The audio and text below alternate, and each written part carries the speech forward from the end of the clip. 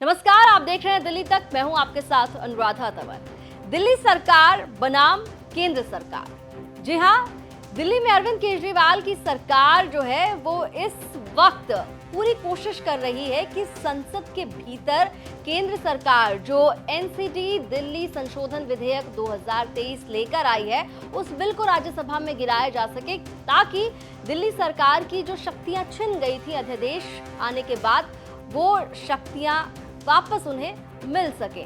लेकिन आपको बता दें, एक तरफ संसद में बिल पर हंगामा मचा हुआ है तो दूसरी तरफ अरविंद केजरीवाल के खिलाफ दिल्ली बीजेपी ने अपनी नई टीम खड़ी कर दी है। और इस नई टीम का जब ऐलान किया है तो इसमें कई चेहरों को प्रमोशन दिया गया है जो दिल्ली बीजेपी के अंदर ऑलरेडी कार्यरत थे, और कई नए चेहरे भी शामिल किए गए हैं। यहाँ पर बात हो रही है स्वर्गीय पूर्व केंद्रीय विदेश मंत्री और दिल्ली की पूर्व मुख्यमंत्री सुषमा स्वराज की बेटी बांसुरी स्वराज की। जी हाँ, आपको बता दें कि बांसुरी स्वराज को दिल्ली बीजेपी ने एक महत्वपूर्ण जिम्मेदारी दी है और उन्हें प्रदेश मंत्री बनाया गया है। इससे पहले आपको ये भी बता दें कि जो सुषमा स्वराज की बेटी हैं बांसुरी स्वराज, उन्हें दिल्ली बीजेपी में लीगल टीम में सह संयोजक की जिम्मेदारी भी दी गई थी। बांसुरी स्वराज पेशे से वकील हैं और दिल्ली बीजेपी के लीगल मैटर्स को देखती हैं। अब उन्हें प्रदेश मंत्री का पद भी दिया गया है।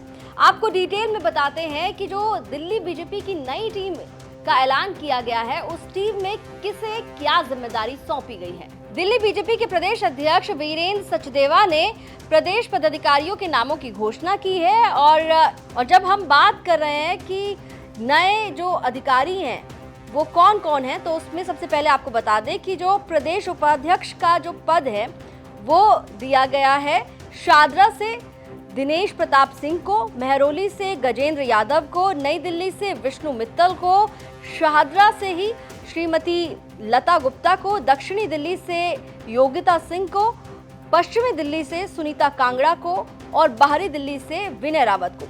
वहीं प्रदेश महामंत्री की अगर बात करें तो यहाँ पर 3 चेहरे नजर आ रहे हैं। नवीन शाहदरा से हर्ष मल्होत्रा को ये जिम्मेदारी दी गई है, जबकि करोल बाग से योगेंद्र चंदोलिया को और नजफगढ़ से कमलजीत सहरावत को प्रदेश महामंत्री बनाया गया है।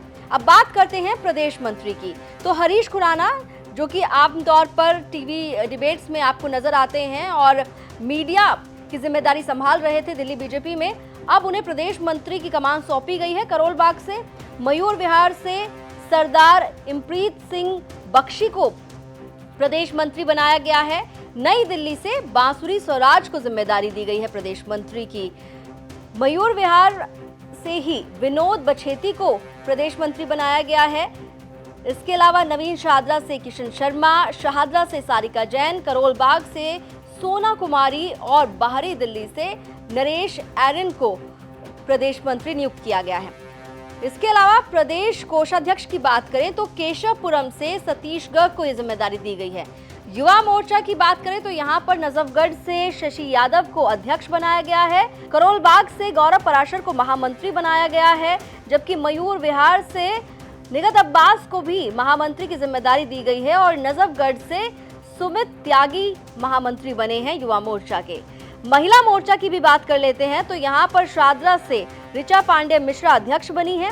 इसके अलावा नई दिल्ली से प्रियल भारद्वाज महामंत्री, नई दिल्ली से ही सरिता तोमर महामंत्री और बाहरी दिल्ली से वैशाली पोद्दार को महामंत्री की जिम्मेदारी सौंपी गई है। अब बात करते हैं ओबीसी मोर्चा की, तो यहाँ पर आपको बता दें अध्यक्ष की जिम्मेदारी सुनील यादव को दी गई है। अनुसूचित जाति मोर्चा की अगर बात करें तो यहाँ पर पश्चिमी दिल्ली से मोहनलाल गिहारा को अध्यक्ष बनाया गया है। किसान मोर्चा की जिम्मेदारी जो है वो दी गई है विनोद सहरावत को, उत्तम पश्चिम दिल्ली से आते हैं। इसके अलावा पूर्वांचल मोर्चा में नीरज तिवारी को अध्यक्ष बनाया गया है जो कि नवीन शाहदरा से आते हैं। इसके अलावा अल्पसंख्यक मोर्चा में अनीस अब्बासी को जिम्मेदारी सौंपी गई है। अनुसूचित जनजाति मोर्चा की अगर बात करें तो यहाँ पर CL मीना को अध्यक्ष बनाया गया है और इसके अलावा प्रवक्ताओं की भी नई लिस्ट तैयार की गई है।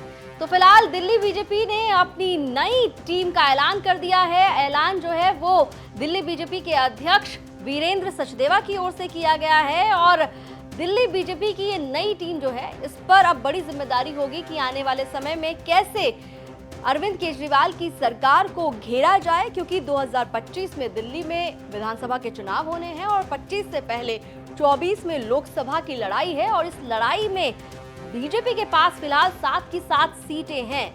उधर दूसरी तरफ अरविंद केजरीवाल दावा कर रहे हैं कि इस बार ये सातों की सातों सीटें बीजेपी के हाथ से निकलने वाली है। ये भी ध्यान रखने वाली बात है कि इस बार निगम का चुनाव बीजेपी हारी है।